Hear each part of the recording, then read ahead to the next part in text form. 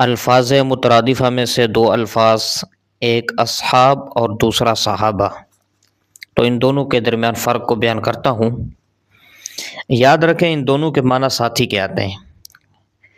اور پھر جو صحابہ ہے یہ صاحب کا اسم جنس ہے، جبکہ جو اصحاب ہے یہ صاحب کی جمع ہے۔ اور ان دونوں کے درمیان پھر فرق یہ ہے کہ صحابہ کا استعمال حضور نبی کریم صلی اللہ علیہ وسلم کے ساتھیوں کے ساتھ ہی مخصوص ہے، جبکہ جو اصحاب کا استعمال ہے وہ آپ صلی اللہ علیہ وسلم کے ساتھیوں کے ساتھ مخصوص نہیں بلکہ عام ہے، جس طرح حضور صلی اللہ علیہ وسلم کے ساتھیوں کے بارے میں آتا ہے اصحابی کالنجوم، اسی طرح قرآن مجید میں ہے اصحاب الجنتی و اصحاب النار، تو